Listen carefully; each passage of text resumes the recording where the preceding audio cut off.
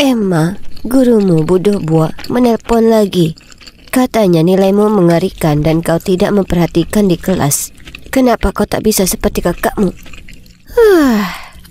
Tidak dengan ceramah ini lagi. Selalu seperti ini sejak aku mulai SD. Di mata ibu, hanya kakak perempuanku Eva yang mewarisi kepandaian ayah kami. Sementara aku cuma anggota keluarga yang tak berakal. Seolah begitu. Dia cuma pandai baca buku-buku yang tak berguna. Pasti dia tak tahu apapun yang sifatnya teknis, seperti cara kerja perusahaan Ethernet ayah dan semacamnya. Tapi terserahlah, aku tak peduli. Aku kenyang, ujarku sambil bangkit lalu menuju ke markas kecilku, garasi. Aku sibuk mengerjakan proyek pribadiku, jadi aku tak punya waktu untuk peduli siapa anak favorit ibu. Oh, kalian pasti bertanya apa yang sedang kukerjakan. Nah, alat ini memancarkan wifi. Terdengar familiar ya kan? Tapi alatku ini bisa memancarkan ke seluruh penjuru kota. Tidak hanya itu, koneksinya jauh lebih kuat dan stabil daripada yang orang gunakan di rumah. Dan lebih nyaman tanpa semua kabel dan lainnya. Tanpa diragukan lagi, ini karyaku yang paling membanggakan. Dan sungguh suatu kebetulan kalau beberapa hari sebelumnya di sekolah, Bu Dobua mengumumkan bahwa untuk pertama kalinya sekolah mengadakan lomba penemuan. Umumnya, aku selalu melewatkan acara sekolah, tapi kali ini berbeda. Kontes ini bisa jadi menyenangkan, ya kan? Tak boleh buang-buang waktu, jadi kucurahkan semua waktu senggangku siang dan malam mempersiapkan lomba penemuanku. Dan kalian tak akan percaya apa yang terjadi. Aku menang juara pertama. Dan tak hanya itu saja, salah satu jurinya, Pak Robert, sangat tertarik dengan penemuanku sampai-sampai ia menawarkan untuk berinvestasi untuk itu. Awalnya, aku agak takut dan ragu untuk menyetujui. Maksudku, aku kan masih SMA, tapi ini merupakan kesempatan seumur hidup. Jadi bagaimana bisa aku menolaknya? Jadi setelahnya, Pak Robert memilah-milah pabrik manufaktur dan ruang kantor untukku di tengah kota. Ini keren, tapi aku lebih memilih bekerja di garasiku. Lebih nyaman seperti mengingat aku masih sekolah dan lainnya. Ku tingkatkan alatku dan meluncurkannya ke publik. Dan kalian tahu apa? Itu sukses besar. Kurang lebih semua orang di kota mengganti peralatan wifi mereka yang lama dan lamban lalu mengakses punyaku. Kemudian suatu hari, aku mendapat telepon dari saluran berita lokal untuk mewawancaraiku dan keluargaku di rumah. Oh ya Tuhan, yes. Oh, hanya ada satu hambatan. Aku belum cerita ke keluargaku soal ini karena aku tak tahu. Mungkin karena aku tahu tak mungkin mereka percaya padaku. Seperti waktu ku dapat nilai A untuk ujian fisikaku dan ibu langsung bertanya apa aku mencontek. Tapi ya terserah. Ini jauh lebih besar daripada itu. Jadi cepat-cepat ku berlari ke bawah ke ruang tamu dan dengan bersemangat cerita ke keluargaku bahwa penemuan yang bermanfaat bagi kota adalah karyaku. Tapi ibu dan Eva tertawa terbahak-bahak. Jadi kau memberitahu kalau wifi ini yang tersiar ke seluruh penjuru kota adalah penemuanmu? Ya Bu, itu karyaku. Lalu ibu dan Eva tertawa bahkan lebih keras. Sayang, sudah cukup buruk kau ini gagal di sekolah. Tolong jangan mulai berbohong. Lupakan saja. Kenapa repot-repot ku coba? Kemudian pagi berikutnya, saat bel pintu berbunyi, ibu membukanya dan melihat seorang reporter dan kamerawan. Ia tak percaya yang dilihatnya. Ibu dan Eva bertukar pandangan panik, lalu bergegas ke atas untuk bersiap. Itu lucu sekali. Histeria terus berlanjut ketika mereka mewawancarai orang tuaku. Kusaksikan ayahku yang gugup dan berkeringat berdiri di sana canggung bagai patung. Sementara ibuku mulai membual tentangku seperti, segera setelah Emma lahir, aku tahu dia itu jenius seperti ayahnya. Aku selalu mendukungnya untuk mengejar mimpinya. Ya ampun, piala Oscar jatuh kepada ibuku. Aku tak tahu ia bisa berakting sebaik itu. Jujur saja, sejauh yang bisa ku ingat, ibu tak pernah mengatakan hal baik apapun tentangku, sekalipun.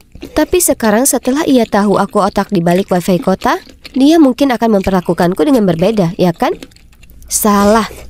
Kemudian suatu malam aku turun ke bawah mengambil segelas susu dan tak sengaja dengar ibu dan ayah ngobrol di ruang keluarga. Emma itu anak egois. Seberapa buruk ini akan mempengaruhi usahamu? Kenyataannya, perusahaan sedang mengalami masa sulit. Tapi jangan khawatir, kami akan berusaha sebisa mungkin. Hah? Apa yang sudah kulakukan? Dan apa yang salah dengan perusahaan ayah? Ku coba menguping lebih lama, tapi tiba-tiba ku dengar ayahku berdiri dari sofa. Jadi dengan cepat aku lari naik ke kamarku. Hari berikutnya, ayah lupa membawa makan siangnya ke kantor. Jadi ibu menyuruhku membawakannya. Tapi saat aku sampai ke lantai 4, perusahaannya ternyata lenggang. Hah? Kemana semua orang? Apa semuanya sedang libur atau bagaimana? Tapi itu tak mungkin kan? Sore itu, saat makan malam, kutanyakan ke ayah. Aku pergi ke kantor ayah siang tadi, tapi tak ada satupun orang di sana. Ada apa? Ibu langsung meletakkan sendok garpunya dan menatap ayah dengan tatapan kaget. Apa yang dikatakan Eva barusan itu benar? Ayah menundukkan kepalanya dan menghela napas. Ya, itu benar. Kututup perusahaan untuk sementara waktu di minggu lalu. Aku tak mau kalian semua khawatir, jadi aku tak memberitahumu. Maafkan aku. Apa? Bagaimana bisa kau lakukan itu? Kau bilang akan memperbaikinya. Saat itulah aku tersadar. Tapi aku berdoa dengan sangat, bukan itu kenyataannya. Jadi aku bertanya pada ayah, apakah itu karena alatku? Ayah tak menjawabku. Dia hanya menunduk sedih menatap makan malamnya. Tapi aku tahu apa maksud dari diamnya. Aku benar. Tiba-tiba, Eva berdiri dan membentak depan wajahku. Ini semua salahmu. Kau yang ciptakan alat bodoh itu, dan sekarang bisnis ayah berada di ujung tanduk. Itu memang tipikalmu. Kau tak pernah berpikir sebelum bertindak. Lalu dia berderap naik ke atas. Aku hanya duduk di sana tak bisa berkata-kata. Aku hanya ingin keluargaku bangga padaku. Tapi sepertinya mereka malah membenciku lebih dari sebelumnya. Kemudian ayah menoleh padaku dan dengan lembut berkata, Emma, ini bukan salahmu. Aku seperti sedang menunggu ibuku untuk berkata sesuatu, apapun, tapi ia tak melakukannya. Ia hanya membereskan meja. Aku merasa sangat bersalah tentang apa yang terjadi pada ayah. Tapi hey, sekarang aku harus bekerja lebih keras supaya aku bisa menafkahi keluargaku, ya kan? Setelahnya, ibuku benar-benar mengghostingku. Sedangkan kakakku, kapanpun kami berpapasan, dia menatapku tajam dan menggumamkan komentar jahat seperti, mari kita lihat berapa lama sampai bisnis berhargamu ini gagal. Aku berusaha mengacuhkannya, tapi dia makin menjadi-jadi. Suatu hari Minggu aku berada di garasiku sedang bekerja, saat tiba-tiba ku dengar suara keras datang dari luar. Ku buka pintu garasi dan melihat kerumunan orang membawa spanduk mengatakan, kami kehilangan pekerjaan karenamu, dan tak ada pekerjaan, tak ada masa depan. Ya Tuhan, mereka para pendemo. Kurasa mereka dari kantor ayahku. Tunggu dulu, kulihat wajah yang tak asing. Eva? Dia membawa spanduk besar bertuliskan, ayahku kehilangan pekerjaan karenamu. Akhirnya, ayah keluar dan membubarkan kerumunan. Kemudian ia mengadakan rapat keluarga mendesak. Teganya kau lakukan itu padaku. Pertanyaan yang benar, seharusnya teganya kau lakukan itu ke ayah. Berkat kamu, puluhan orang kehilangan pekerjaan mereka. Kau buat hidup orang lain menderita. Cukup, kalian berdua. Eva, yang kau lakukan itu keliru. Keluarga seharusnya saling mendukung. Tapi ayah, dia... Tidakkah kau dengar apa yang barusan kukatakan? Eva melempar pandangan benci, lalu lari ke kamarnya. Aku menatap ibu yang bersandar di dinding dengan kedua tangan terlipat. Apa ibu setuju dengan apa yang Eva lakukan? Atau ia berada di pihakku? Ya Tuhan, tolong katakan sesuatu. Tapi yang mengagetkanku, setelah itu, ibu mulai bicara lagi padaku. Dan ia sebenarnya bersikap baik. Ia bahkan mulai membereskan kamar dan tempat kerjaku. Wah, ini hal baru. Apa ia akhirnya menerimaku? Kemudian suatu hari ku terima banyak sekali email keluhan tentang wifi-ku. Butuh waktu seharian, tapi akhirnya ku temukan penyebab masalahnya. Laptopku. Seseorang telah merusaknya. Tak perlu seorang jenius untuk mengetahui siapa itu. Eva, pastinya. Tapi aku perlu bukti, jadi ku siapkan jebakan. Keesokan malam, saat semua orang sedang makan, aku turun ke bawah. Cepat-cepat mengambil selembar roti dan berkata, aku mau pergi, ada urusan. Oh, dan tolong bisakah kalian jangan masuk ke garasi? Karena aku sedang mengunggah beberapa file penting. Ibu dan ayah mengangguk dan tersenyum padaku.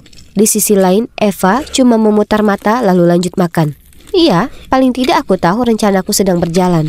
Aku jalan keluar dan sembunyi di balik semak-semak. Jadi, apa rencanaku kalian tanya?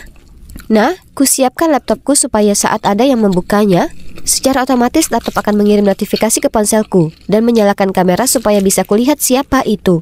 Kutunggu 1 jam lamanya, tapi belum ada apa-apa. Lalu tiba-tiba ponselku berbunyi. Seseorang membuka laptopku. Dia belum menyalakan lampunya, jadi terlalu gelap untuk melihatnya. Tapi aku yakin 100% siapa itu. Waktunya untuk mengungkap. Apa yang kau lakukan mengendap-endap di luar sini? Eva? Apa yang dilakukan di sini? Tunggu, jika Eva di sini, lalu siapa yang ada di garasi? Tak menjawab pertanyaan Eva, aku lari secepatnya ke garasi untuk menangkap penyusup ini. Dan segera saat ku nyalakan lampu, tak bisa ku percaya siapa yang mengutak-ngatik laptopku. Itu Ibu. Apa yang sebenarnya terjadi? Aku mengadakan rapat keluarga dan memberitahu semua orang apa yang ibu lakukan. Ayah dan Eva terlihat kaget dan bertanya ke ibu kenapa ia melakukannya. Aku hanya tak tahan melihat ayahmu menderita lebih lama. Ia curahkan hidupnya untuk perusahaan itu, dan ia sekarang cuma jadi bahan ejekan. Apa kalian sadar kalau tetangga dan kerabat kita sudah bergosip tentangnya? Mereka menganggap sungguh sayang dia kalah dengan putrinya sendiri. Jadi kulakukan apa yang akan dilakukan oleh istri yang punya harga diri. Apa ibu serius? Kenapa ibu tak bicara saja padaku? Yang kuinginkan hanyalah agar ibu bicara padaku, tak lebih. Tapi tidak, ibu memutuskan untuk sembunyi-sembunyi dan berusaha menyabotase saja bisnisku. Setelah pengkhianatannya, aku jadi muak. Jadi aku tak bicara padanya dan menghindarinya sebisa mungkin. Wajar jika ibu bersikap dingin terhadapku, tapi aku tak pernah menyangka ibu sanggup melakukan ini. Ini terjadi selama berminggu-minggu dan jadi cukup menjemukan. Percayalah padaku, tak menyenangkan berusaha menghindari seseorang di rumah sendiri. Tapi kemudian suatu hari aku pulang dari sekolah dan kulihat ayah duduk di pojok ruang keluarga, memperbaiki PC-nya. Astaga, ayah nampak sangat menyedihkan. Saat itulah aku tersadar, ini passionnya, dan kurenggut itu darinya. Segera aku paham kenapa ibu lakukan apa yang diperbuatnya. Ibu melihat betapa sedihnya ayah, tapi tahu ia tak akan pernah mengatakan apapun padaku karena ia selalu mendukung. Tapi bagaimana bisa ku perbaiki semuanya? Haruskah ku lepas semuanya agar ayahku bisa kembali membuka perusahaannya? Kenapa ini sangat sulit untuk dipecahkan? Tunggu dulu, kurasa aku punya solusinya. Kalian pasti penasaran apa yang dikerjakan ayahku di sini. Nah, aku punya ide, kami sebaiknya kerjasama. Ayahku jago teknologi, jadi tak butuh waktu lama menunjukkan padanya bagaimana segala sesuatunya berjalan di sini. Oh, dan karena bisnisku sudah berkembang, kami juga bisa mempekerjakan beberapa karyawannya yang sebelumnya. Dengan adanya ayah yang membantu, aku jadi punya waktu untuk fokus ke pendidikanku. Bahkan Eva mulai membantu, dan dia mahir dengan itu. Aku menjadikannya asisten ayah. Sungguh bisnis keluarga yang baik. Sedangkan ibu, kami bicara panjang lebar. Akhirnya kukatakan padanya betapa perlakuannya terhadapku membuatku merasa buruk. Lalu ia meminta maaf atas semua yang dilakukannya. Aku akhirnya memaafkan ibu. Aku tahu ia hanya lakukan itu karena sangat mencintai ayah.